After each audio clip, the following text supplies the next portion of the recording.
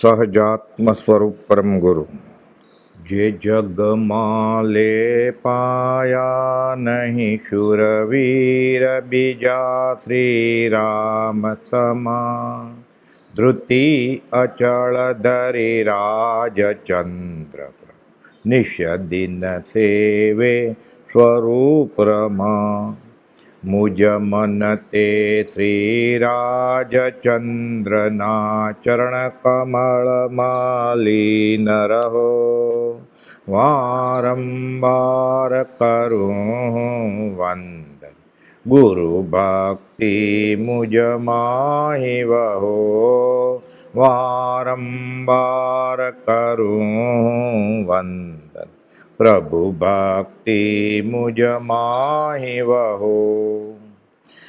પરમાત્મા શ્રીમદ રાજચંદ્ર ભગવાનના વચનામૃત વંચાય છે 689મો પત્ર.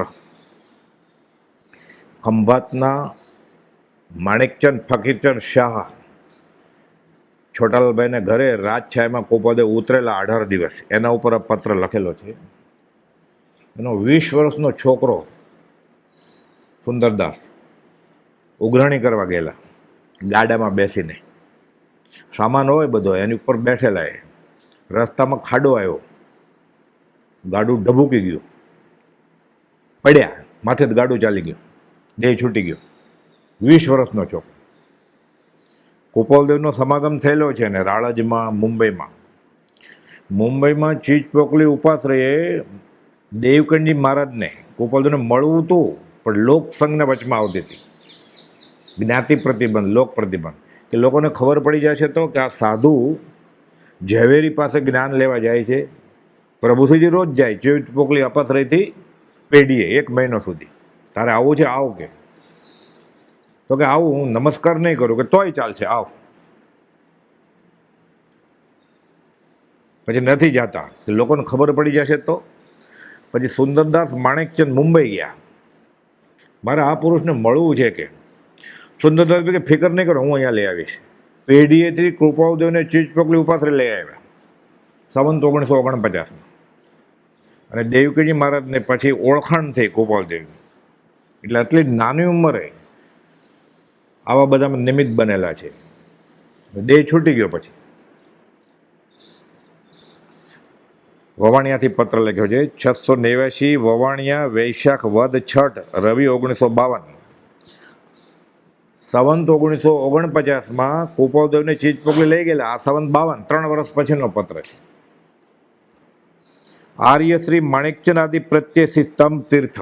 માણેકચંદ આદિ એટલે ત્રિભુવન માણેકચંદ, છોટાલાલ માણેકચંદ ને સુંદરદાસ માણેકચંદ, 3 ભાઈઓ. અને માણેકચંદ બાપા પોતે બધા સત્સંગ સમાગમ કરે. એટલે કે જે આર્ય ઉત્તમ પુરુષ છે, સંસ્કારી પુરુષ છે, ધર્મમાં રસ છે. સ્તંભ તીર્થ એટલે ખંભાત. સુંદરલાલે વૈશાખવદી એકમે દેહ છોડ્યાના ખબર લખ્યા, તે વાંચ્યા. આ વૈશાખવદ છઠનો પત્ર છે. વૈશાખવદી એકમે દેહ છોડ્યો. વિશેષ કાળની માંદગી વિના રોગ કોઈ હતો જ નહીં. આપણે વ્યવહારમાં કહીએ નખમાં રોગ નહોતો ને ફલાણા ગુજરી ગયા. આયુષ્કર્મ પતી જાય. રોગ હોવો જરૂર નથી કાંઈ. ડૉક્ટરના સર્ટિફિકેટમાં રોગનું નામ લખવું પડે કે હાર્ટ બંધ થઈ ગયું, મગજનો તાવ આવ્યો, ટાઇફોઇડ, ગાંઠ ફાટી ગઈ, કેન્સર ફેલાઈ ગયું.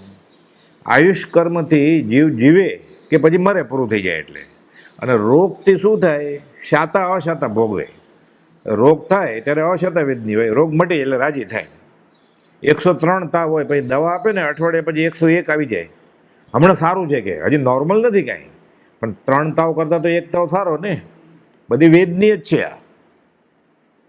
આ દંડ જ છે. તો એટલે રોગથી શાતા અશાતા થાય અને આયુષ્કર્મથી જે જુએ કે મરે. રોગ વગર મરી જાય. વ્યવહારમાં એમ કહેવાય નખમાં રોગનું, પણ આયુષ્કર્મ તૂટી ગયું, એનું પતી ગયું. એને મોટો રોગ તો છે જ ને, એ નિદાન નથી થયું. કયો? ભવરોગ ને ભાવરોગ, એ તો છે જ. એ તો એ ડૉક્ટરને મળે, સ્પેશિયાલિસ્ટ ડૉક્ટરને, આત્મભ્રાંતિના સ્પેશિયાલિસ્ટ છે. બધાની આત્મભ્રાંતિ દૂર કરી નાખે જો એની દવા અને પરેજી પાળે તો. કઈ દવા ને કઈ પરેજી? આત્મભ્રાંતિ સમ રોગ નહીં, સદગુરુ વૈદ્ય સુજાણ. સુજાણ એટલે સ્પેશિયાલિસ્ટ ડૉક્ટર છે. એક જ રોગ હાથમાં લે છે, ભાવ ને ભાવ રોગ. કાન દુખતો હોય તો રસ્તો ભૂલ્યો એ કાનના ડૉક્ટર જવાનું, આંખ દુખતો આંખના ડૉક્ટર. લોકો એ દુખે તો અહીંયા આવે જ પાછા. આ ગૃહિત મિથ્યાત્વ છે, ભગવાન પાસે મગાય નહીં. જૈનેતરમાં કહે છે ભગવાનને શ્રમ ન અપાય. ગોસાઈ ને જે વેદાંતી હતા કે એને શ્રમ નથી આપવો મારે. એ તો સાંભળે જ નહીં કે મારો રોગ મટાડી દે, તો કે ભગવાન મટાડી ન દે. એ કોઈને વરદાને નથી આપતા અને શ્રાપે બધાને રોગ મટાડી દે, તો કરેલા કર્મનું શું? એટલે કે તમને અમે એવી રીતે નિરોગી કરી નાખીએ, પછી એ કોઈ રોગ થાય જ નહીં. તમને અલ્સરે નહીં, હેમરેજ નહીં, કેન્સરે નહીં, કાંઈ ન થાય. પછી ફ્રેક્ચર નહીં, કાંઈ નહીં. હાડકું હોય તો ફ્રેક્ચર થાય ને, તમને અશરીરી બનાવી દઈએ. એટલે વિશેષ કાળની માંદગી વિના, એમ કે ભાઈ 1.5 વર્ષથી માંદા હતા, ખાટલે પડ્યા હતા, એવું કંઈ નહોતું. યુવાન અવસ્થામાં અકસ્માત દેહ છોડવાનું બન્યાથી, એટલે વ્યવહારમાં લખાય અકસ્માત. અકસ્માત જેવું કંઈ છે જ નહીં, બધું કસ્માત છે. ઋણાનુબંધે થયા કરે છે બધું. કારણ વિનાના કાર્ય તે શુભાશુભ વેદ. આપણે એમ કહીએ ને, હાઈવે ઉપર મોટો એક્સિડન્ટ થયો, અકસ્માત થયો. અકસ્માત જેવું છે જ નહીં કંઈ. કેમ? એ ડ્રાઈવરનું ધ્યાન નહોતું કે ખાડો છે મોટો, એટલે ઉથલી ગઈ ગાડી. તો અકસ્માત ક્યાં કહેવાય? એને ધ્યાન બરોબર હોય ને બરોબર ચલાવતો હોય, મદિરે ન પીધો હોય, તો અકસ્માત કહેવાય ને. કે પ્લેન ક્રેશ થયું, તૂટ્યું પ્લેન, અકસ્માત થયો. અકસ્માત ક્યાં? એન્જિન ફેલ થયું એમ, કે સાંભળી ભટકાણી. તો ભટકાણી ને સાંભળી, કારણ છે ને, બધું કસ્માત જ છે. સંયોગ વિયોગ, રાગ અનુરાગ અણરાગ, કોપલ કહે એટલું નક્કી જાણજો કે કોઈ વ્યવસ્થિત કારણ લીધે થાય છે. કારણ વિનાના કાર્ય તે શુભ અશુભ વેદ. એટલે કહે છે વિશેષ કાળની માંદગી વિના યુવાન અવસ્થામાં અકસ્માત દેહ છોડવાનું બન્યાથી સામાન્યપણે ઓળખાતા માણસોને પણ તે વાતથી ખેદ થયા વિના ન રહે. આપણને એમ ખબર પડે કે 25-30 વર્ષનો ગુજરી ગયો, આપણને ન ઓળખતો હોય તો ખેદ તો થાય ને. એમ શું થયું? ફાળ પડે. તો પછી જેણે કુટુંબાદી સંબંધને મૂર્છા કરી હોય, સહવાસમાં વસ્યા હોય, તે પ્રત્યે કંઈ આશ્રય ભાવ ન રાખી હોય, તેને ખેદ થઈને કેમ રહે? કે અમારા બુઢાપાની લાકડી થશે, મારું ધ્યાન રાખશે, બહુ કમાશે, પછી મારે માથે બોજો ઓછો થઈ જશે, એ બધી આશા રાખી હોય અને પછી ગુજરી જાય તો છોકરાને કાંદ આપવી પડે ઠાઠડીને. એ બાપાની દશા શું થાય? 20-22 વર્ષની. આ સંસારમાં મનુષ્ય પ્રાણીને જે ખેદના અકત્ય પ્રસંગો પ્રાપ્ત થાય છે, તે અકત્ય પ્રસંગમાંનો આ એક મોટો ખેદકારક પ્રસંગ છે. ઘણા બધા દુઃખ હોય છે, એમાં ઘણા અકથ્ય કહી ન શકાય એવા હોય. એમાંથી આ એક છે કે 20 વર્ષનો છોકરો મરી જાય અને બાપા જીવતા હોય, મા જીવતી હોય, કેવું થાય? મારે આ જોવાનું એવું કે છોકરાને કાંદ આપવાની, મારે બાળવા જવાનું. એ કહેતા હું મરી ગયો તો એમ થાય ને. તે પ્રસંગમાં યથાર્થ વિચારવાન પુરુષો સિવાય સર્વ પ્રાણી ખેદ વિશેષને પ્રાપ્ત થાય છે. પછી ખરેખર નથી કરવાનો, બહુ ગજબ થઈ ગયો ને હવે કહી દીધું બરોબર છે, ખેદકારક છે, પણ વિચારવાન પુરુષ હોય, સાધક જિજ્ઞાસુ હોય, મુમુક્ષુ હોય, તો શું કરે? આ પ્રાણી યથાર્થ વિચારવાન પુરુષને સિવાય સર્વ પ્રાણી ખેદ વિશેષને પ્રાપ્ત થાય છે. બધાને દુઃખ થાય, વિચારવાનું એનું શું થાય? અને યથાર્થ વિચારવાન પુરુષોને વૈરાગ્ય વિશેષ થાય છે કે આ સંસારમાં આવું જ છે. એકંત દુઃખે જરિયેલો એ આખો લોક આધિ વ્યાધિ ઉપાધિથી બળી જ રહ્યો છે. તનુધારી કોઈને સુખ્યા જે દીઠા તે દુખ્યા રહે. બધા દુઃખી હોય જ.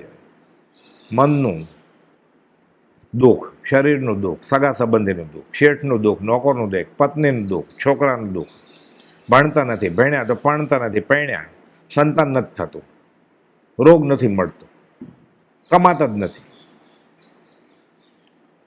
અવળી લાઈને ચલી ગયા છે. ક્યાંક ને ક્યાંક દુઃખ હોય જ બધા, કોઈ સુખી હોય જ નહીં. વિચારવાન પુરુષોને વૈરાગ વિશેષ થાય છે. સંસારનું અશરણપણું, શરણ હોય જ નહીં કાંઈ ના. અમારે સારા ડૉક્ટરની ઓળખાણ છે, મોટી હોસ્પિટલમાં પૈસા છે અમારી આગળ, ખાટલો મળી જ જાય, આપણે ફોન કરીએ એટલે તરત જ. કાંઈ કામ ના આવે. આયુષ પૂરું થાય ને, એ દવા લે ને એટલે જલ્દી મરવાનો હોય, એટલે દવા લે, રિએક્શન થઈને મરી જાય પછી. એવા દાખલા બને જ ને વ્યવહારમાં. ખોટી દવા આવી જાય, ખોટું નિદાન થઈ ગયું હોય, એવી રીતે જ મરવાનું હોય. એ ડૉક્ટરે શું કરે, નર્સે શું કરે? આયુષ્કર્મ તૂટી જાય પછી તૂટી એની બૂટી નહીં. સંસારનું અશરણપણું, અનિત્યપણું રોજ રહેવાનું જ નથી. આ લીવ લાઇસન્સની જગ્યા છે, એને એમ કે ઓનરશિપની જગ્યા છે, ભાડાની જગ્યા છે, ગમે ત્યારે ખાલી કરવી પડે. કોન્ટ્રાક્ટ હોય ને 11 મહિનાનો, એમ આ કોન્ટ્રાક્ટ છે આયુષ્કર્મ સુધી. અનિત્યપણું અને અસારપણું વિશેષ દ્રઢ થાય છે કે આવું જ છે સંસારનું રૂપ. એ ગયો મને બોધ દઈને ગયો, મારે જવાનું છે, તો શા જીવ્યા સારું આ બધું. પછી એનો ઉફાળની જેમ, દૂધનો ઉફાળની જેમ કામ કરતો હોય ને, પછી જરા બેસી જાય કે આ બધું શા જીવ્યા સારું. કોને માટે આ બધું? બધું ફના છે. અર્જુને બાણ મૂકી દીધું ને, કોને માટે? અભિમન્યુ તો મરી ગયો, એ કોને માટે? જીતી જાય તો એ રાજ કોણ ભોગવશે? કે આવા પ્રસંગ બને ને પછી વૈરાગ આવે, એમાં વિચારવાને પછી પરમાત્ ખેત થાય ને સવળી આવે. નહીં તો સ્મશાનને વૈરાગ, પણ થોડા દિવસ પછી હતો તે પીટીના પીરિયડ જેમ જૈસે થે એટલે પહેલાંને હતા જેમ થઈ જાય. અઠવાડિયું, મહિનો, 2 મહિના થાય ને ભૂલી જાય. પછી ફિલોસોફીની વાત કરે, માર્યા પાછળ કંઈ મરાતું નથી. પોતે જ કે આપણે કંઈ કહીએ ને, આપણને જ પાછળ કહીએ. આપણે તેને પરમાત્માની ક્યાંક વાત કરવા જતા વૈરાગની, માર્યા પાછળ થોડું મરાય જ કંઈ. સંસારનું અશરણપણું, અનિત્યપણું અને અસારપણું વિશેષ દ્રઢ થાય છે. વિચારવાન પુરુષોને તે ખેદકારક પ્રસંગનો મૂર્છાભાવે ખેદ કરવો તે માત્ર કર્મનો હેતુ ભાસે છે. આર્ત ધ્યાન થાય, ઇષ્ટ વિયોગ, આર્ત ધ્યાન થાય. અને વૈરાગરૂપ ખેદથી કર્મસંગની નિવૃત્તિ ભાસે છે કે આ સંસારનું આવું જ રૂપ છે. મળ્યા ભાઈને મેળ, પંખીનો મેળો, ઋણાનું બંધે ભેગા થયા છે, મહેમાન આવ્યા છે, વયા ગયા છે. કોઈ 1 દિવસ રહે, કોઈ 2 દિવસ રહે, કોઈ અઠવાડિયું ધામા નાખે, અઠે દ્વારકા કરે. વૈરાગરૂપ ખેદથી કર્મસંગની નિવૃત્તિ બાંધે છે અને તે સત્ય છે. મૂર્છા ભાવે ખેદ કર્યાથી માથા પછાડે તો, રડે તો, જે સંબંધીનો વિયોગ થયો છે તેની કંઈ પ્રાપ્તિ થતી નથી, એ પાછો ન આવે નહીં. ગમે એટલો દુઃખી થાય, સાથે બળી મરે, સતી થઈ જાય, સતો થઈ જાય, એ જ ચિત્તામાં જમ મારે, તો કે સાથે ન જાય કાંઈ. સાથે બળી મરે શરીર, એ આત્મા એના કર્મ પ્રમાણે જાય, ઓલો આત્મા એના કર્મ પ્રમાણે જાય. કે મળે એવું જરૂરી નથી. એ કે સારા કર્મ તો દેવલોકમાં જાય મરીને, બીજું બીજે જાય. પણ બે આર્ત ધ્યાનમાં હોય ને, સમાધિ મરણ ન કર્યું હોય ને આર્ત ધ્યાનથી આપઘાત કરે પાછળ, તો બેની અવગતિ થાય.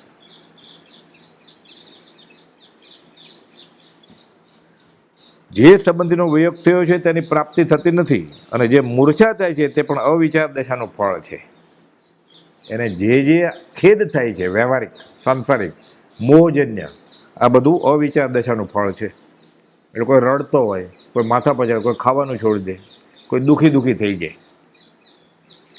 કોઈને હતાશા થઈ જાય, ડિપ્રેશનના પેશન્ટ થઈ જાય, પછી કે મને ઊંઘ જ નથી આવતી, ખાવું જ નથી ભાવતું, અવિચાર દશાનું ફળ છે. એમ વિચારી વિચારવાન પુરુષો તે મૂર્છાભાવ પ્રત્યે ખેદને સમાવે છે કે રામ, કૃષ્ણ અને મહાવીરે પોતાના દેહને રાખી શક્યા નથી, તો આ બાપડું પ્રાણી કેવી રીતે રાખી શકે? અથવા ઘણું કરીને તેવો ખેદ તેમને થતો જ નથી. ઉચ્ચ પક્ષના સાધક હોય તો થાય જ નહીં, અને હજી મધ્યમ દશા હોય કે જગન્ય હોય તો ખેદ થાય તરત જ વાળી લે એવી વૃત્તિ થાય, પછી બદલી જાય. પાછું કે ઠીક છે, આપણે વ્યવહારિક ઈલાજ તો કર્યો, બીજું શું હવે? સારી હોસ્પિટલમાં ગયા હોત તો, મોટા ડૉક્ટરો ગયા હોત તો, આ દવા કરી હોત તો, વધારે પૈસા ખર્ચ્યા હોત તો, ઘરના વેચીને ઈલાજ કર્યો હોત તો, લોન લીધી હોત તો બચી જાત તો હોય જ નહીં ક્યારેય. ઇન્દ્ર પાસે તો અમી ઔષધિ છે, ઇન્દ્રાણીને બચાવી ન શકે. સાચી કહેવાય ઇન્દ્રને ઇન્દ્રાણી, ઇન્દ્રાણી એટલે સાચી. સાચી નહીં, એ ખોટી છે, મરવાની છે. ઇન્દ્ર અને સાચી, એ સાચી પણ અમી ઔષધિથી બચાવી ન શકે. ઇન્દ્ર વજ્ર જેવું હથિયાર છે, યમદૂતને પકડી ન શકે. ધર્મ સિવાય કંઈ શરણું જ નથી. એટલે કહે છે, ઘણું કરીને તેવો ખેદ તમને થતો નથી, કોઈ રીતે તેવા ખેદનું હિતકારી પણ દેખાતું નથી, અને ફાયદો ન થાય. દુઃખી થઈ જાય ને તો કંઈ ધર્મ ન થાય. એને વૈરાગ આવે, પરમાત્ ખેદ, કે મને આ બોધ મળ્યો છે, મારે જવાનું છે, એમ કરીને અધ્યાત્મ તરફ વળે તો ફાયદો, નહીં તો નહીં. અને બનેલા પ્રસંગ ખેદનું નિમિત્ત બને છે, એટલે તેવે અવસરે વિચારવાન પુરુષોને જીવને હિતકારી એવો ખેદ ઉત્પન્ન થાય છે. એને વૈરાગ આવે કે આટલો બધો મોહ કરવો નથી. સર્વસંગનું અશરણપણું, શરણ છે જ નહીં ધર્મ સિવાય કોઈ, સત્પુરુષ સિવાય કોઈનું શરણ હોય જ નહીં. સર્વસંગનું અશરણપણું, અબંધવપણું. કોણ ભાઈ છે? ભાઈ લડે જ છે ને. ભાઈ જેટલો પ્રેમ નહીં ને ભાઈ જેટલી દુશ્મની નહીં. ભરત ચક્રવર્તી અને બાહુબલી તદ્ભુત મોક્ષગામી ચરમ શરીરી, તો કેવા લડ્યા, દેવલોકને વચમાં આવવું પડ્યું. અબંધવપણું, અનિત્યપણું, શાશ્વત છે જ નહીં કાંઈ, તુચ્છપણું છે. તો શું મોહ કરે છે, મૂર્ખામી છે ને માથા પાછળે. તેમજ અન્યત્વપણું દેખીને બધું પોતા આત્મા સિવાય કંઈ પોતાનું છે જ નહીં, શરીર જ પોતાનું નથી, તો એની પત્ની પતિ છોકરા છે એના કેવી રીતે હોય સંબંધ? શરણું થાય જ કેવી રીતે? તો કોનું શરણું? સર્વજ્ઞનો ધર્મ સુશરણ જાણી આરાધ્ય પ્રભાવાણી. તો અનાથ એકાંત સનાથ થશે, એના વિના કોઈ બાય થશે નહીં, પકડશે નહીં. અન્યત્વપણું દેખીને પોતાને વિશેષ પ્રતિબોધ થાય છે કે એ જીવ પોતે બોધ આપે પોતાને કે તારા વિશે કંઈ પણ આ સંસારને વિશે ઉદયાદિ ભાવે પણ મૂર્છતા વર્તી હોય તો ત્યાગ. આમ તો સમજે છે, ત્યાગ વૈરાગ છે, અભ્યાસે કર્યો છે, પણ ઉદય એવો હોય એને. પંડિત બનારસીદાસજી સમયસર નાટક લખ્યું ને, 1 છોકરો 2 છોકરો 3 છોકરા, એમ 8 છોકરા ગુજરી ગયા, પતિ પત્ની જ રહ્યા પછી.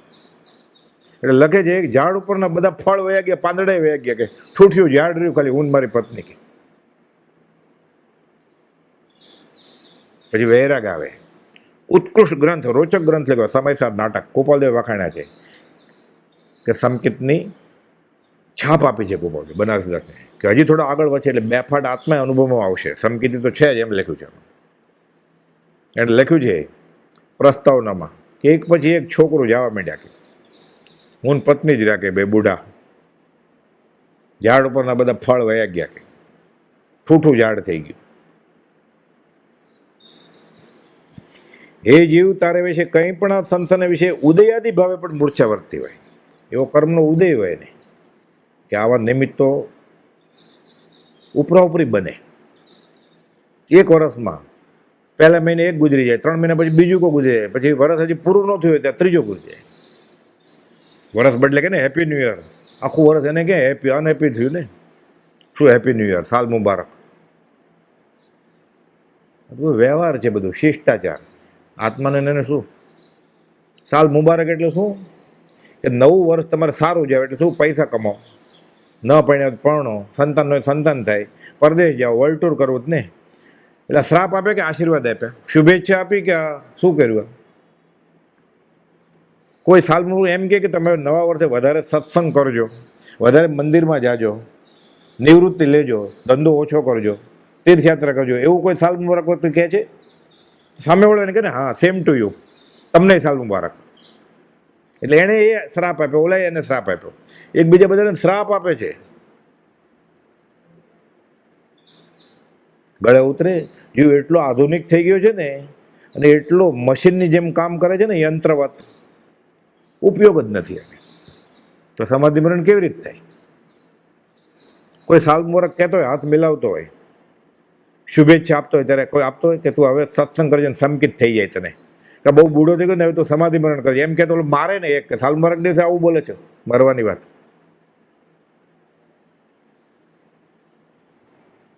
એ જીવ તારે વિશે કંઈ પણ આ સંસારના વિશે ઉદયાદિ ભાવે પણ મૂર્છતા વર્તી હોય તો તે ત્યાગ કર, તે મૂર્છાનું કાંઈ ફળ નથી. બધા મૂર્છામાં જ છે. કોઈ એમ્બ્યુલન્સ આવી હોય, હાર્ટ એટેક આવ્યો હોય, લકવો થઈ ગયો હોય, દર્દીને લઈ જાય, એ દર્દી બેભાન નથી, કાંઈ ભાનમાં છે, પણ હાડકું ભાંગ્યું છે એટલે ઉપાડીને મૂક્યા એમ્બ્યુલન્સમાં. એને કહેતો કે ધ્યાન રાખજો, સમાધિ મરણનો જાપ કરજો. બધા એમ કે ને આ કાળ મુખો ક્યાં આવ્યો, અપશુકન કે રાખે, ઓલ ધ બેસ્ટ, જલ્દી સારું થઈ જાય એમ કે ને. એટલે શું? શરીર માટે જ આશીર્વાદ ને શુભેચ્છા છે ને, કે તમે હોસ્પિટલમાં કદાચ ઓપરેશન ફેલ જાય તો આત્મભાવમાં રહેજો ને સમાધિ મરણ કરજો. એમ કોઈ બોલે તો હોસ્પિટલ આઈસીસીયુમાં જઈને કાઢી મૂકે ને કમ્પ્લેન કરે વોચમેન, આને કોને આવવા દીધો આઈસીસીમાં દુઃખી કરવા માટે. બફમ ચાલી રહ્યું છે બધું. એટલે સમાધિ મરણ સહેલું છે. ઘણા લાંબા કાળને બધી આ સમજણ હોય ને એવી ગોઠવણ કરી હોય કે મારું મોત નજીક આવે ને તો આવી બધી વાત કરજો ને આવું સંભળાવજો. તો એવું સાંભળવું છે કોને છે ને એવું બોલવું છે કોને છે. ફૂલનો ગુચ્છો લઈને જાય જલ્દી સારું થઈ જાઓ. ફૂલ ઉપર બધા જંતુ ઉડતા હોય તે મૂકી આવેલો ન્યુમોને ન થતો હોય તો થાય પછી ચાલે. સંસારમાં ક્યારેય શરણત્વ આદિપણું પ્રાપ્ત થવું નથી. આ સંસારમાં શરણ હોય જ નહીં ક્યારેય. બધાને માથે મરણ છે. ક્યારે આવશે એ ખબર નથી. છે ચોક્કસ. આ તો નિયમ છે ને. આમાં શાસ્ત્ર ન વાંચે તો અનુભવની વાત છે કે બધા મરે જ છે. આડોશી પાડોશી સગા સંબંધી.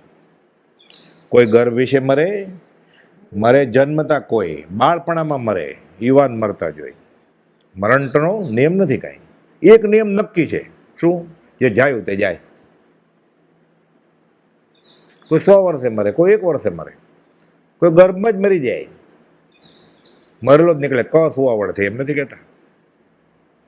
કોઈ 3 મહિના જ હોય, 3 મહિનાની ક સુવાવડ થઈ જાય. એનો મનુષ્ય વારો પતી ગયો. એનો મનુષ્યોની મળેલી એને 3 મહિનાનું આયુષ્ય હતું, પતી ગયું. એટલે આપણે જેને જન્મદિવસ કહીએ છીએ ને એ તો 9 મહિના ઉપરાંત જે થયું એ જન્મદિવસ એ ખોટો જ છે. કુંડળી શું બનાવવાનો એ ત્યાં આવી ગયો જ ને.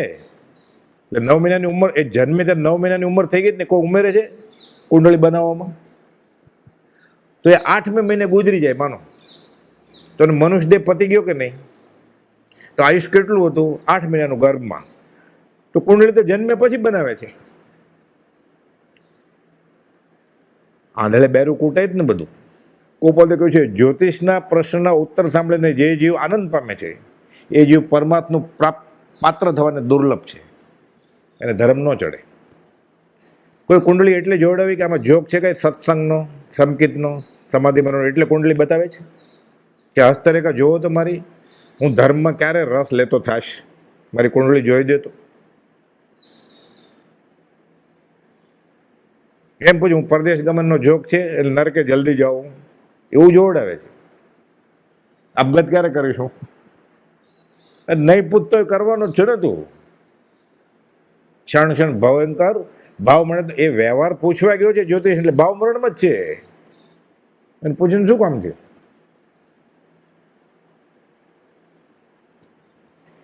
શરણત્વાદી પ્રાપ્ત થવું નથી. આ અને અવિચારપણા વિના તે સંસારના વિશે મોહ થવા યોગ્ય નથી. એટલે મોહ થાય છે એટલે નક્કી આ જીવને હજી વિચારવાની દશાય નથી આવી. અને મુમુક્ષુપણું જ નથી આવ્યું. એને વિચાર આવે છે ને મરી ગયા તો મરવાનો જ હતો. તો એ જન્મ્યો ને ત્યારે જ રિટર્ન ટિકિટ લઈને આવેલો. ક્યારથી મરવા માંડે? ગર્ભમાં આવ્યો ત્યારથી ક્ષણે ક્ષણે મરે છે. માનો કે 15 વર્ષ જીવવાનો છે, 15 નહીં 85 વર્ષ રાખીએ આપણે. એનો 83મો જન્મદિવસ ઉજવે એટલે રાજી થાય ને બધા, પોતે રાજી થાય. હવે 2 જ વર્ષ બાકી છે ને રાજી થાય છે. સગાવાલે રાજી થાય કે આ જલ્દી મરો, હવે 2 જ બાકી છે. પણ 84માં ઉજવ્યો. આનંદ આનંદ બધું. ઈંડાની કેક કાપે મીણબત્તીથી. ક્રિશ્ચન થઈ ગયો ને હોટલમાં. અભક ખાય, નાચે કૂદે રાતના 12 વાગ્યા સુધી. શું? હવે 6 મહિનામાં જ મરી જવાના છે. એટલે 84માં તો બેસી ગયું. 84 વર્ષ જ જીવવાનું છે આયુષ્ય. જાન્યુઆરીમાં જન્મદિવસ છે એનો, જૂનમાં તો ગુજરી જવાનો છે. તોય આનંદ આવે છે. એક હાથમાં લાકડી, એક હાથમાં મોબાઈલ ફોન, એ નાચે હારે હારે. કોઈ હાથ પકડી રાખ્યો એ નાચે, ફોટા પડાય ને. એટલે કુપોદોને માનતો હોય કે જે આત્માના નિત્યત્વને માનતો હોય છે, જે વિતરાગ ભગવાનને માનતો હોય કે ઉપનિષદમાં માનતો હોય કે આ જન્મ મરણના ફેરામાં જીવ રખડે છે. શંકરાચાર્યને માનતો હોય જન્મદિવસ ઉજવે પોતાના નિકટના સ્નેહી સ્વજનનો. કેટલું બફમ છે આ. ગુરુજીનો જન્મદિવસ ઉજવે છે. આખી જિંદગી ગુરુજીએ ભાષણ આપ્યા, હું આત્મા છું, આત્મા છું, અજન્મા છું, જન્મું નહીં, અજર, બુઢે ન થા, અમર છું, મરું જ નહીં. હું આત્મા છું, દેહ નથી. તો જન્મદિવસ કોનો ઉજવો છો? શરીરનો ને? એ સમકીતી હોય ત્યાં જવું છે ફૂલનો ગુચ્છો લઈને ઉજવવા માટે. મફત જમવાનું મળે છે એટલે, નવા કપડાં પહેરીને. કેટલું બફમ ચાલી રહ્યું છે. ઉપાધિ લખ્યું છે આખું જગત પર ભાવ અને પર વૃત્તિમાં વયું જાય છે, પૂર આવ્યું છે. ચાલે છે, બધા કરે છે તો આજે અંજાઈ જાય છે, બધા કરે છે તો ઘેટાનું ટોળું છે, બકરાનું ટોળું છે. આ ગાડરિયો પ્રવાહ, ગાડર એક ને પાછળ બીજો જાય છે. આ જોતો નથી કે ક્યાં જાય છે. હાલો દોડે છે બધો વગર વિચારે, કોટ્યવધી યોજનો દોડ્યા કરે છે અંધારામાં. એ ત્યારે એવું સાંભળ્યું હાઈવે ઉપર એક સાથે 500 સિંહ હતા. સિંહ વાઘના ટોળા હોય, ઘેટા બકરાના ટોળા હોય ને. કેમ કે મચ્છર બહુ ઉડે છે, આમ કરે, બહુ મચ્છર થઈ ગયા છે. એમ કે હમણાં ખંભાતમાં બહુ સિંહ થઈ ગયા છે, જ્યાં ત્યાં ગલીએ ગલીએ સિંહ નીકળે છે. એમ કે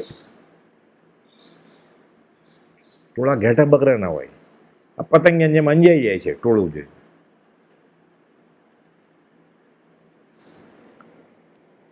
શરણત્વાદી પ્રાપ્ત થવું નથી અને અવિચારપણા વિના એ સંસારને વિશે મોહ થવા યોગ્ય નથી. જે મોહ અનંત જન્મ મરણનો અને પ્રત્યક્ષ ખેદનો હેતુ છે, દુઃખ અને ક્લેશનું બીજ છે. જો આ મોહ કરશે તો દુઃખિત થશે. ચુકાદો આપી દીધો, તેને શાંત કર, તેનો ક્ષય કર. હે જીવ, એ વિના બીજો કોઈ હિતકારી ઉપાય નથી. બીજો કોઈ ઉપાય જ નથી. એ માનો ખાવાનું છોડી દે, ધંધો છોડી દે, તો શું ફરક પડે? ઓલો ગયો છે પાછો આવે, એનું કલ્યાણ ન થાય કે એનું કલ્યાણ તો એના ભાવ પ્રમાણે થાય. અહીંયા એને પાછળ દાન આપે ને, એ કહી ગયો હોય કે મારા પાછળ આટલા ખર્ચ હતો, એ ભાવ સાથે ગયો એટલે એને આ પછી ન આપે તોય ફાયદો થાય. એ કઈ નથી ગયો અને આ ગમે એટલું દાન આપે, બાડા બોબડા લુલા લંગડાને ખવડાવે, તો જે આપે છે ને થાય. ઓલો કઈ નથી ગયો કઈ, તો એને કેમ ફાયદો થાય? એને રાખ્યા પૈસા કે આ મારી કમાણી છે, આ આમાં વાપરજો તો ફાયદો થાય, તો ન વાપરે તોય ફાયદો થાય એને. કેમ કે એના તો ભાવ હતા ને, પછી તમે ન આપ્યા પાછળવાળાએ. પાછળવાળો ગુનેગાર છે, એને ભોગવશે. ઓલો તો કમાઈ ગયો, એ કંઈ કઈ જ નથી ગયો, પાછળ એ બધું કરે છે. પછી બધા બોલાવે વાજિંત્ર વગાડવાને, ભજન ગાવા માટે ને. એ ભજન ગા તો ના નથી, તને ત્યાગ વૈરાગ થાય એટલે. જાવડાને કંઈ ફાયદો ન થાય. એ કહી ગયું જ થાય. એમ કે મારી પાછળ 8 દિવસ સુધી ભજન રાખજો વૈરાગ્યના, અને કોઈ મિષ્ટાન નહીં ખાતા, 5 ઇન્દ્રિયો નહીં પહોંચતા, નાચતા કૂદતા નહીં, બેન્ડ વજન, તો બરોબર. એ ક્યાં કંઈ કહીને જ ગયો છે. એને જીવવું હતું હજી, પણ આયુષ પતી ગયું. એ પાછળથી કાંઈ ન થાય. જે કરે એને થાય, એ સત્કર્મ હોય તો. બાકી દુઃખ અને ક્લેશનું બીજ છે, તેને શાંત કર, તેનો ક્ષય કર. એ જીવ, એ વિના બીજો કોઈ હિતકારી ઉપાય નથી. એ વગેરે ભાવિતાત્મ થઈ વૈરાગને શુદ્ધ અને નિશ્ચળ કરે છે. હવે તો શું થાય છે, કોઈ ગુજરી જાય ને એટલે ભાડોતરી માણસોને બોલાવે છે, ગવૈયાને આપી દે 5,000 રૂપિયા કે હવે મરી ગયા ને, ખર્ચા ભેગો ખર્ચો. આમે હોસ્પિટલના 2-3 લાખ થયા હોય, એમાં બીજા 5-6 હજારમાં શું વાંધો? એટલે ઓલાવીને ગાયને વયો જાય, એને ફાયદો થાય. ગાઈ ગયો ને, 5,000 લઈ ગયો. તું ગા વૈરાગના ગીત, ભાવ વૈરાગ ભાવના. ઓલો સફેદ કપડાં પહેરીને આવે, વાજિંત્રો લઈને, તબલા ઢોલ, આખી મંડળી આવે, ઘણા 50,000 રૂપિયા આપે 3 કલાકના. 5,000 તો હું જૂના ભાવ કહું છું. ચાલે પછી. અને એમ થાય ધર્મ કરો, આખું ગામ જમાડે પછી, મિષ્ટાન ને ફરસાણ ને બધું. ઓલો હાર્મોનિયમ ને બધું વાજિંત્રો લાવ્યા હોય બધા, ધડિંગ ધડિંગ. એને તો 50,000 જોઈએ છે ને, તો લાવે જ ને. એટલે જે મુખ્ય હોય ને, એ ઓલાને કે હજી ઓર ફાસ્ટ મૂકો એમ, એટલે કાંઈ સંભળાય જ નહીં વૈરાગનું કંઈ. ક્યાંક સંભળાય કે તારે માથે કોપી રહ્યો કાળ, એવું ક્યાંક સંભળાય, ઢોલ ઓછું વાગે તો ક્યાંક ડર લાગે અને વૈરાગ આવે ને. છે જ નહીં. બધું જે લોકો કરે છે, કરે જ બધા. એ તો ખરાબ લાગે ને પછી, કે મરી ગયા પાછળ ખર્ચો નથી કરતા, તમે સાવ લોભી લાગો છો. એટલે લોકોનું સર્ટિફિકેટ જોઈએ છે. નાચ જમણ કરે, ગામ જમાડે આખું.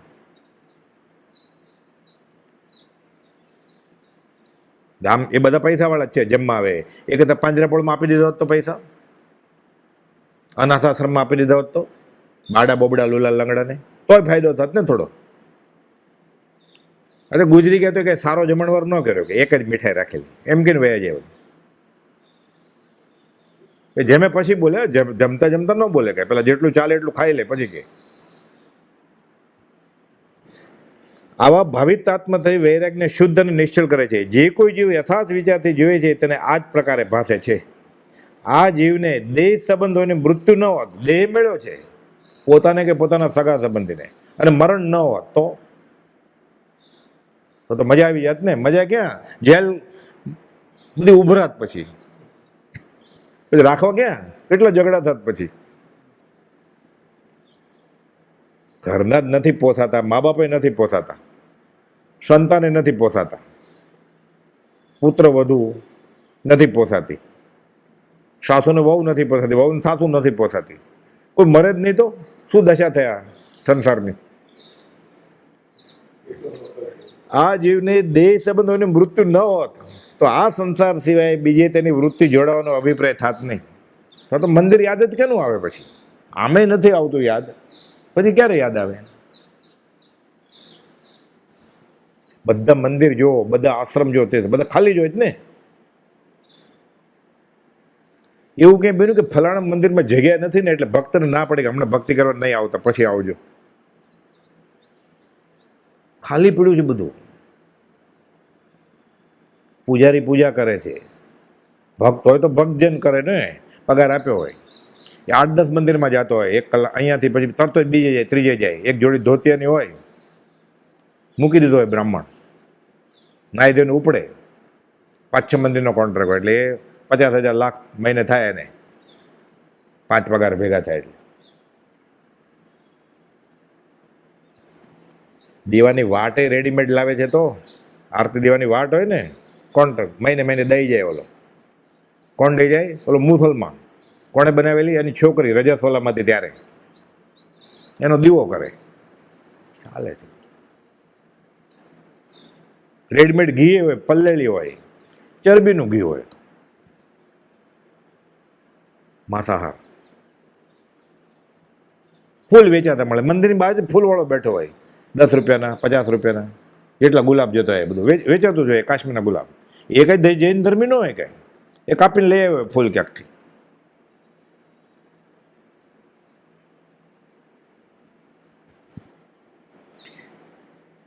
આ જીવને દેહ સંબંધોની મૃત્યુ ન હોત તો આ સંસાર સિવાય બીજે તેની મૃત્યુ જોડાવાનો અભિપ્રાય થાત નહીં.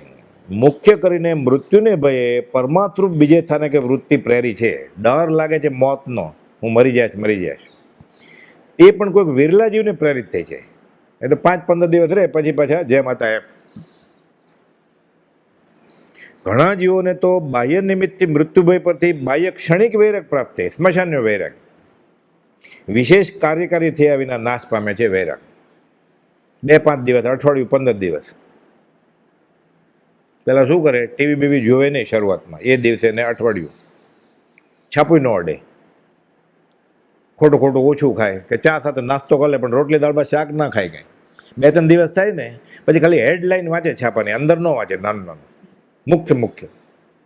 અને ખાલી સમાચાર પૂરતું ટીવી શરૂ કરે, આખું બધા પ્રોગ્રામ ન જોવે. અઠવાડિયા પછી શું કરે? નાનું વાંચવા માંડે. પછી સમાચાર પછી ટીવી ચાલુ હોય ને, જાહેરાત એ બધી જોવા માંડે. અને 15 દિવસ પછી પહેલાં જેમ જ થઈ જાય, પછી ભૂલી જાય. પછી અનુભવની વાત છે ને બધા. આમાં શાસ્ત્ર ન વાંચ્યા હોય તો એ ખબર જ બધા. એટલે કહે છે કોઈ વિરલા જીવને વૈરાગ આવે, બાકી બધા પછી આમ જ કરે પાછા હતા ત્યાં. ઘણા જીવોને તો બાહ્ય નિમિત્તથી મૃત્યુભય પરથી બાહ્ય ક્ષણિક વૈરાગ પ્રાપ્ત થઈ વિશેષ કાર્યકારી થયા વિના નાશ પામે છે. માત્ર કોઈક વિચારવાન અથવા સુલભ બુદ્ધિ કે હળુકર્મી જીવને તે ભય પરથી અવિનાશી નિશ્રેયસ્પદ પ્રત્યે વૃત્તિ થાય છે. તો આ અમર વસ્તુ શું છે? આત્મા, જે મરે જ નહીં ક્યારે, એવું કંઈ છે? તો જ્ઞાની તો પોકારી કે છે કે આત્મા નથી મરતો. તો એ કેવી રીતે મળે? કોકને આવું થાય કે તો હું આત્મા થઈ જાઉં તો? એટલે મરતા શીખે ને તો પછી જન્મ મરણ ટળે. જીવતા બધાને આવડે છે પોતાની રુચિ પ્રમાણે, મરતા આવડ્યું નથી. અને અનંતકાળથી એકવાર જીવતા જીવે મરતા શીખી જાય તો કામ થાય. તો અનંતકાળના જન્મ મરણ ટળી જાય. પછી મૃત્યુ ભાઈ હોત કે આ મરી તો જાશું, પણ મૃત્યુ વૃદ્ધાવસ્થે નિમિત્ત પ્રાપ્ત થતું. ભાઈ 80 વર્ષ પહેલા નહીં, 90 વર્ષ પહેલા. તો 89 વર્ષ અને 364 દિવસ તોય મજા જ કરે તે ભોગ ઉપભોગમાં. એટલે કહે છે મૃત્યુ ભાઈ હોત તો પણ તે મૃત્યુ વૃદ્ધાવસ્થે નિમિત્ત પ્રાપ્ત થતું હોત તો પણ જેટલા પૂર્વે વિચારવાનો થયા છે તેટલા ન થાત. આટલા બધા વિચારવાન થયા જૈનેતરમાં બધે, તોય ન થાત આટલા. એટલે ઘણા બધાને આવા નિમિત્તોથી વૈરાગ આવ્યો અને પછી આ દુનિયામાં આમ કેમ થાય છે એમ કરીને વિચારવાન થયા. પછી જો ફિક્સ ઉંમર હોત કે 90 વર્ષ પહેલાં નથી મરવાનું, 80 વર્ષ પહેલાં, તોય એટલા જ ના થાત કુપાલ જોકે. પણ કોઈક 18મે વર્ષે, કોઈક 8મે વર્ષે, કોઈક 2 વર્ષે ગુજરવા માંડ્યા, પોતે કે પોતાનો જ નહીં. પછી કોઈ વૈરાગ આવ્યો અને એમાંથી વિચારવાન પુરુષો પાક્યા. અર્થાત વૃદ્ધાવસ્થા સુધી તો મૃત્યુનો ભય નથી એમ દેખીને પ્રમાદ સહિત વર્તત કે હમણાં ભોગ ઉભોગ કરવા દો, પછી બુઢાપામાં ધર્મ કરશું. અત્યારે કે જ છે ને કે ભર જુવાની શું છે, બુઢાપામાં કરજો. પણ બુઢાપો આવશે કે નહીં કોને ખબર. છેલ્લો મહિનો હશે એનો, તો છેલ્લું વર્ષ હશે તો, કે છેલ્લું અઠવાડિયું હશે તો, કે છેલ્લો દિવસ હશે તો. ઘણા જાય છે ને પછી પાછા જ નથી આવતા. ઘણા જાત્રા કરવા જાય તો નથી મરી જતા, આખી બસ ઊંધી વળી જાય છે. તો ખબર કેમ પડે? ન જાણ્યું જાનકી નાથે સવારે શું થવાનું છે તો ખબર નથી. મૃત્યુનું અવશ્ય આવું દેખીને તથા તેનું અનિયમિતપણે આવું દેખીને તે પ્રસંગ પ્રાપ્ત થયે સ્વજનાદિ સૌથી અરક્ષણપણું દેખીને કે મને સગા સંબંધી, ડૉક્ટર, દવા, પૈસા કોઈ બચાવી શકે એમ નથી. પરમાર્થ વિચારવામાં અપ્રમત્તપણું જ હિતકારી લાગ્યું કે ના, હવે કંઈક એવો રસ્તો ગોતું કે આ ભય મારો કાયમી ધોરણે નીકળી જાય, આ દુઃખ મારું ટળી જાય. અને સર્વસંગનું અહિતકારી પણ લાગ્યું. બધા સંઘ આત્મા સિવાયના, સત્સંગ સિવાયના બધા અહિતકારી છે, કુસંગ છે. સર્વસંગનું અહિતકારી પણ લાગ્યું. વિચારવાન પુરુષોનો તે નિશ્ચય અને નિસંદેહ સત્ય છે. વિચારવાન પુરુષે આ નિશ્ચય કર્યો, આ સત્ય છે, નિસંદેહ સત્ય છે, કે ત્રણેય કાળે સત્ય છે. મૂર્છા ભાવનો ખેદ ત્યાગીને અસંગ ભાવ પ્રત્યે ખેદ વિચારવાને કર્તવ્ય છે. કોઈ ગુજરી જાય ત્યારે આવી વાત કરે કોઈ? આ કોપલ આ પત્ર લખ્યો માણેકલાલભાઈને,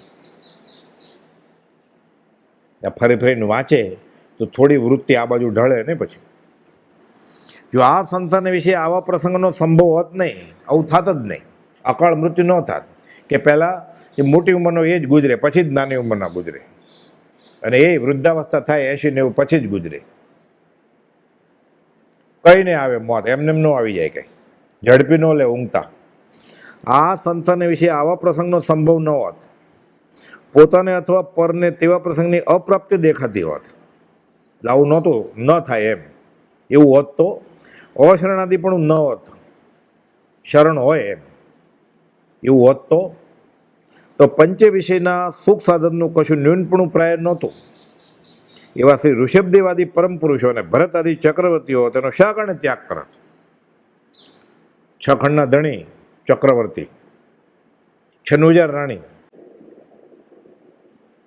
ઋષભનાથ ભગવાન, તીર્થંકર, કે જેને આવી કોઈ તકલીફ નહોતી, અશાતોનો ઉદય નહોતો, વ્યવહારિક પૂર્ણ જબરું હતું, કુટુંબનું, સગા સંબંધીનું, શરીરનું, નોકર ચાકર દેવ લોકો હતા એને. તોય સંસાર શા માટે છોડ્યો? 30 વર્ષની ઉંમરે નીકળી ગયા, 22 વર્ષની, રાત દરબાર છોડીને. આજીવિકાની ફિકર નહોતી કાંઈ, કુટુંબમાં ઝઘડા થતા વૈરાગ નહોતો આવ્યો એને, કોઈ અકાળે ગુજરી નહોતું ગયું, તો ભર યુવાની 30 વર્ષે નીકળી ગયા રાત દરબાર છોડીને. તો ઋષભાદિ પરમ પુરુષોને ભરતાદિ ચક્રવર્તી શા કારણે તેનો ત્યાગ કરત? એકાંત અસંગપણું શા કારણે ભજત? એકલા જંગલમાં વયા ગયા નગ્ન દિગંબર તરીકે. એ આર્ય માણેકચંદ આદિ, ખાલી માણેકચંદ બાપા નહીં કે બીજા જેને કોઈ નથી ગુજર્યા એ સાંભળો, કે એ આર્ય માણેકચંદ આદિ એટલે વગેરે યથાર્થ વિચારના ઓછાપણાને લીધે હજી જેવો કરવો જેવો વિચાર નથી આવતો એટલે દુઃખ થાય છે, મોહનું દુઃખ થાય છે. પરમાત્મ જ નથી થતો કે સંઘની પંચેન્દ્રિય જીવ આત્મા સાધ્યા વિગત દેહ છોડી ગયો. એવું કોઈને વિચાર આવે કોઈ ગુજરી જઈને રડતો હોય ત્યારે કે સમકિત વગર દેહ છૂટી ગયો, ભક્તિ સત્સંગ કર્યો ને દેહ છૂટી ગયો, એવું ક્યારે વિચાર આવે કોઈને? તો બરોબર એવું આવતું હોય. યથાર્થ વિચારના ઓછાપણાને લીધે પુત્રાદિ ભાવની કલ્પનાને લઈને, મૂર્છાને લઈને તમને કંઈ પણ ખેદ વિશેષ પ્રાપ્ત હોવો સંભવિત છે. તમને મૂર્છા હશે મારો છોકરો તો થોડું ખેદ તો થશે તમને, તો પણ તે ખેદનું બેને કંઈ હિતકારી ફળ નથી. એ ગયા એને સુંદરલાલને નહીં ને તમને નહીં કાંઈ. હિતકારીપણું શું છે? માત્ર અસંગ વિચાર વિના કોઈ અન્ય ઉપાય નથી. તમે એના સંગી નહીં, એ તમારો સંગી નહીં. તમે એકલા છો, એ એકલા છે. એકલો આવ્યો ને એકલો જવાનો છે. આ બધાએ સાંભળ્યું છે આ, પણ જ્યારે આવું થાય ને ત્યારે ભૂલી જાય. પછી આમ તો ગીતે ગાતો હોય બધા મોટા મોટા લાંબા. એટલા વખત સત્સંગ કર્યો એનું ફળ શું? ગોપાલદેવ પૂછે છે. એમ વિચારી થતો ખેદ યથાશક્તિ વિચારથી, જ્ઞાની પુરુષોના વચનામૃતથી તથા સાધુ પુરુષના આશ્રય અને સમાગમ આદિથી અને વીરતીથી ઉપશાંત કરવો. એટલે બધા રસ્તા બતાડ્યા. ક્યાં સત્સંગ કરવો કોઈ જ્ઞાની પુરુષ હોય તો, અથવા સરખા મુમુક્ષુ એની સાથે સત્સંગ કરવો. જ્ઞાની પુરુષના વચનામૃતથી છે. 1000 પત્રો છે આપણી આગળ. એમાં આવા બધા પત્રો છે. 692માં, 689માં અશરણ ભાવના, નિવૃત્તિ બોધ, અનિત્ય ભાવના, એકત્વ ભાવના તથા સાધુ પુરુષના આશ્રય સમાગમ આદિથી અને વીરતીથી ઉપશાંત કરવું એ જ કર્તવ્ય છે. થોડોક સમય છે. પત્ર સુધામાં એક પાઠ છે, નિર્મોહી કુટુંબ કેવું હોય, જે ખરેખર જેને આત્માર્થ સાધ્યો છે, જેણે વિચારવાન છે. પ્રભુશ્રીજી આ કથા કહેતા જાહેરમાં બધાને, નિર્મોહી કુટુંબની કથા. 1013મો પત્ર છે પત્ર સુધામાં. 824 જૂનામાં છે નંબર.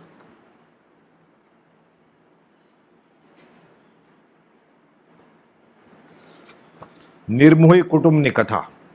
એટલે બ્રહ્મચારીજી કોઈ ભાઈએ પત્ર લખ્યો કે મારા એકદમ નજીકના સ્નેહી ગુજરી ગયા છે, બહુ આઘાત લાગ્યો છે. એટલે બ્રહ્મચારી કહે છે પ્રભુશ્રીજી આ કથા કહેતા એ હું તમને લખીને મોકલું છું, આ વિચારજો રોજ. એમ કે હું તમને શું બોધ આપું એમ કરીને બધો બોધ આપતા, પણ કે પ્રભુશ્રીજી આ કથા કહેતા, કારણ કે કુપાલદેવે આમ કહ્યું છે. એ સાચા જ્ઞાની હોય ને એ પોતે ઠેકો લે જ નહીં, એની આગળના જ્ઞાની ઉપર છોડી દે બધું. નિર્મોહી કુટુંબની કથા. એક રાજા મોટું રાજ્ય સંભાળતો હતો, છતાં તેને સદગુરુનો અપૂર્વ યોગ થયેલો, તેથી તેનું ચિત્ત તો આત્મહિત થાય તેવું જ્ઞાનીએ જણાવેલું. તેમાં જ મગ્ન રહેતો હતો. કરે છે રાજ જનક વિદેહીની જેમ, પણ આત્મામાં જ મગ્ન. તેના આત્માને શાંતિ રહેતી એનાથી. તે લાભ રાણીજીને પણ પ્રાપ્ત થાય ત્યારે તેણે રાણી આગળ તે મહાત્માના ગુણગાન કર્યા કે મને સદગુરુ મળ્યા છે, એણે મને સાધન આપ્યું છે, મને બહુ શાંતિ રહે છે, ચિત્ત પ્રસન્નતા રહે છે. તારે શાંતિ જોતી હોય તો તું આ કર. અને પોતાને તેમનો યોગ થયો ત્યારથી તેના ભાવ ફરી ગયા જેવું થયું છે. રાણીજીને પણ તે સદગુરુનું સ્મરણ ગ્રહણ કરવા ભાવના થવાથી તે સદગુરુનો યોગ મેળવી તેમણે જણાવેલું સાધન તે કરવા લાગ્યા. એ કરવા માંડ્યા. વિષ દુઆ, યમ નિયમ ને સજાત્મ પરમ ગુરુની માળા સાધન આપ્યું કે તમને ફાયદો થાય તો હું કરું કે મને ફાયદો થાય. શપથનો પત્ર વાંચવા માંડ્યા, આત્મસિદ્ધિ કરવા માંડ્યા, વચનામૃત વાંચવા માંડ્યા કે રોજ એક પાઠ વાંચો, રોજ અડધો પાઠ વાંચો. મોટો હશે તો વર્ષમાં 3 વાર મોક્ષમાળા પૂરી થઈ જાય ને. અડધા પોણા પેજનો એક પાઠ છે મોક્ષમાળાનો, 108 પાઠ છે, તો એ કેટલા દિવસ વધે? 324 દિવસમાં પતી જાય મોક્ષમાળા. 10 વર્ષથી સત્સંગમાં આવે જો કેટલી વાર મોક્ષમાળા વંચાઈ ગઈ હોય. 10 જ મિનિટ લાગે એક પાઠ વાંચતા.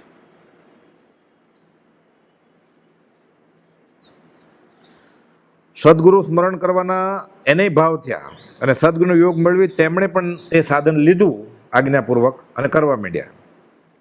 એને પણ અનુભવ થયો કે છે તો આ શાંતિ આવે જ. હવે તો પહેલાં કરતાં વધારે ચિત્ત શાંતિ રહે છે. એટલે કુંવર યુવાન હતો છતાં તેને સદગુરુનો સમાગમ કર્યો. રાણીબાઈએ મારો દીકરો પામે.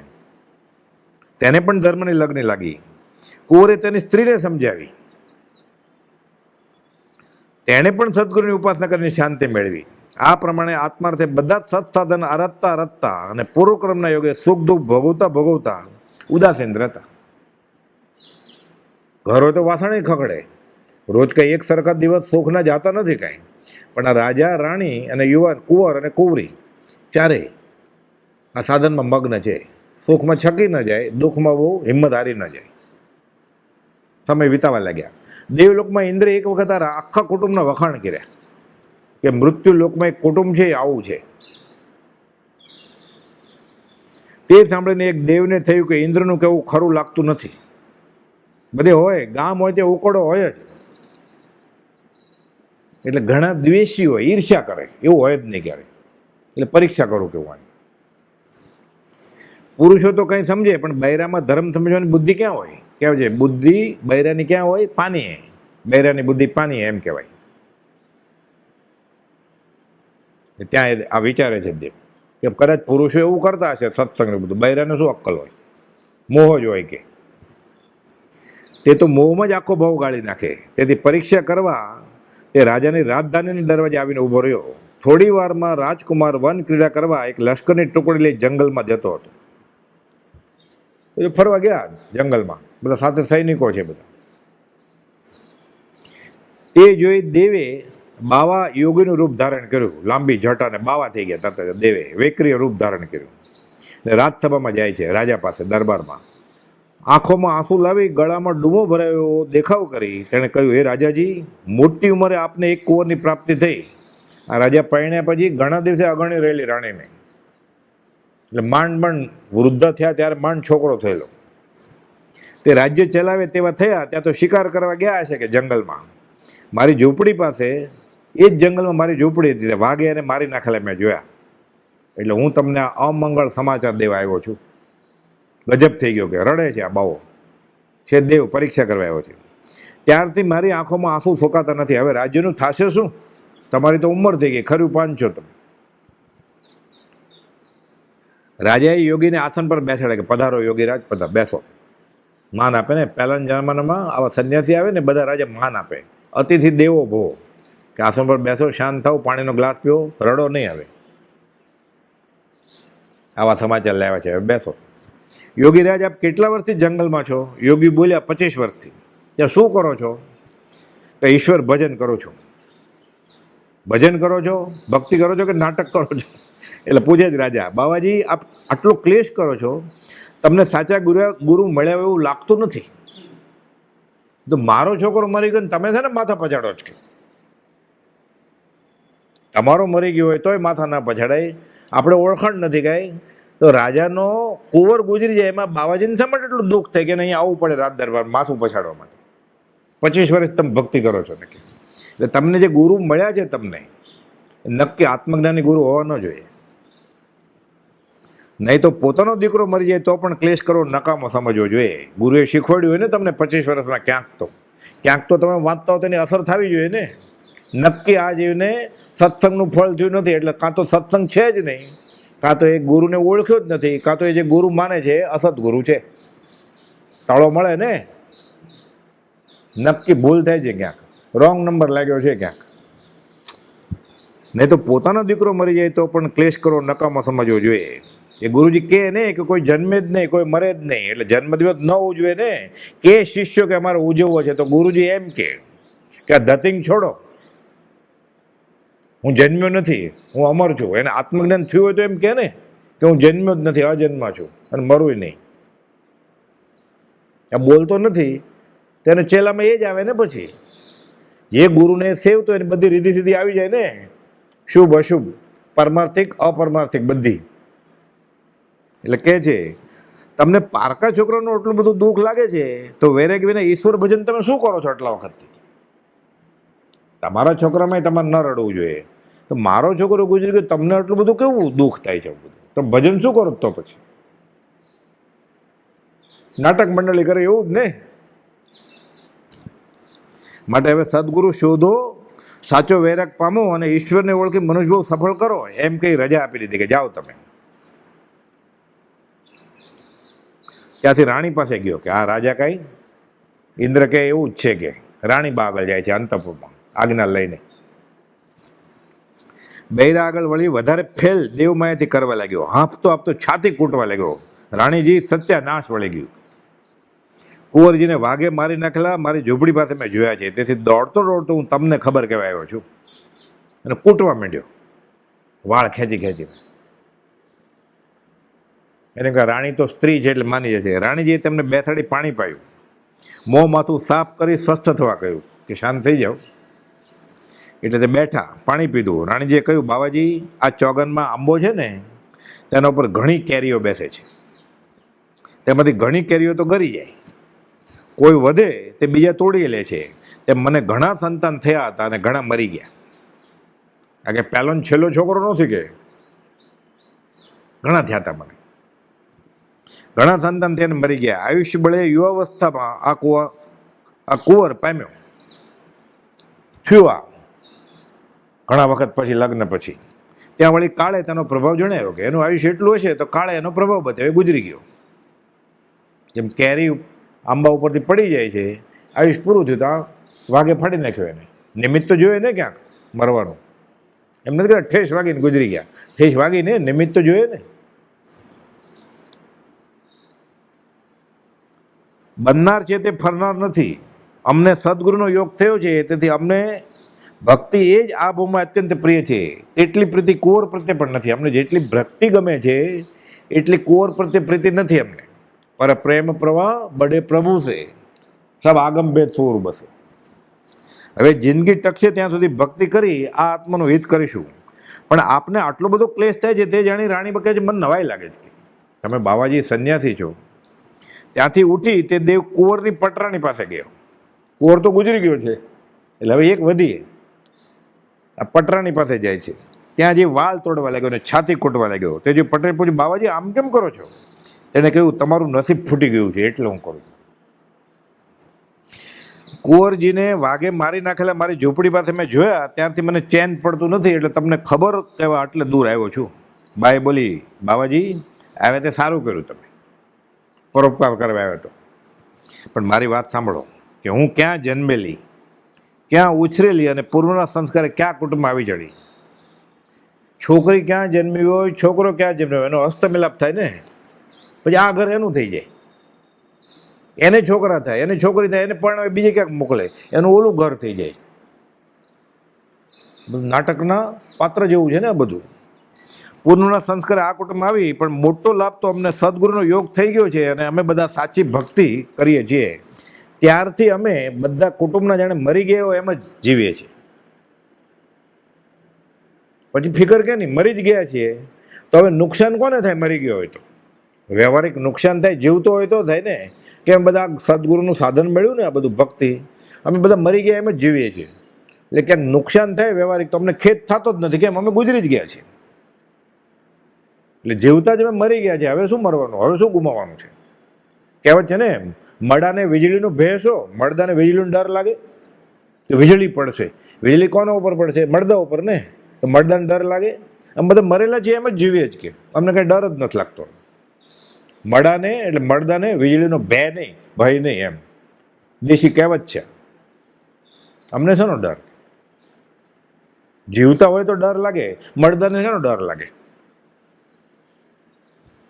ત્યારથી અમે બધા કુટુંબને જાણે મરી ગયા હોય અને માત્ર રાજ્યને જોવા માટે આવ્યો હોય મહેમાન તરીકે રહીએ છીએ.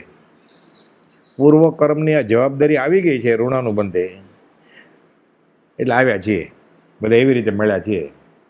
એટલે કામ કરીએ છીએ રાજ દરબારનું બધું નીતિપૂર્વક, સદાચારપૂર્વક. ભગવાન સિવાય અમને કશું ગમતું જ નથી, ભક્તિ સિવાય અમને કંઈ ગમતું નથી. તેની બધી ઈચ્છા સુખકારી અમે માનીએ છીએ. જે કંઈ થાય તે યોગ્ય જ માનવામાં આવે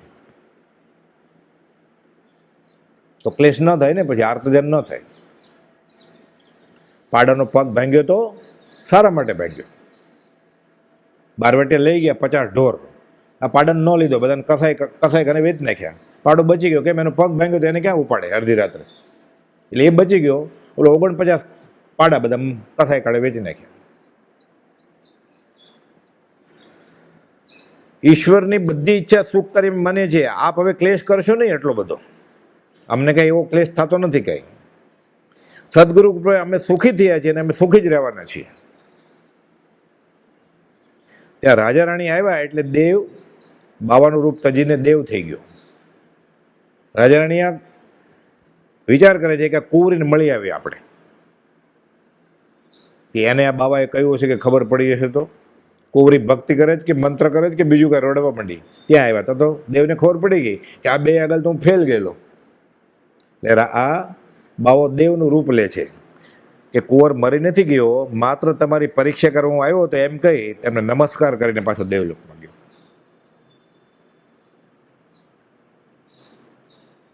એટલે આ નિર્મોહી કુટુંબની કથા, એટલે જેને આત્મજ્ઞાનીના વચનો મળ્યા છે એણે ફરી ફરીને આ ઘસી ઘસીને પ્રભુ કહેતા ઘસઘસ કર, છેલ્લે આ આત્મસાત કરવું પડે કે આત્મા પોતાનો અને પોતાના માનેલા સ્વજનનો નિત્ય છે વસ્તુ, એ મરે જ નહીં ક્યારે. તો એક ઓરડામાંથી બીજા ઓરડામાં જાય તો દુઃખ થાય, તો એક ઓરડામાંથી બીજા ઓરડામાં એટલે એક યોનીમાંથી બીજી યોનીમાં જાય તો દુઃખ શેનું થાય છે? પોતાના મરણનો ડર કેનો લાગે છે? સગા સંબંધીના મરણ. રૂડોનું મન પતી ગયું, મહેમાન આવેલા વયા ગયા, ખેદ શાનો થાય છે? પછી ફરીવાર જન્મ છે ત્યારે બીજી પત્ની, બીજો પતિ, બીજા સંતાન થશે ને, બીજી માં, બીજા બાપ, કેટલા બદલાવ્યા છે અનંતકાળથી. જેના વિના એક પળ પણ નહીં જોઈ શકું એવા કેટલાક પદાર્થો, સ્ત્રી આદિક અનંતવાર છોડતા, તેને છોડ્યા અનંતકાળ થઈ ગયો તોય જીવે છે ને. કોણ મરે છે? એટલે આત્મા મરે નહીં એવી વસ્તુ છે આ 128મો પત્ર. એટલે ફરી ફરીને આ ઘૂંટીને આ કરે અને જીવતા જીવે આ શીખી જાય તો બીજા કોઈ ગુજરી જાય ત્યારે એને ન થાય એવું કાંઈ. અને પોતે મરણનો ભય પછી જીતી લે, એટલે મૃત્યુ મરી ગયું લોલ, કાળનો કાળ થઈ જાય કે આવા જો મૃત્યુ મુઠ્ઠીમાં લઈને ફરે પછી, એટલે એના જન્મ મરણના ફેરા ટળી જાય પછી. સહજાત્મ સ્વરૂપ પરમ ગુરુ.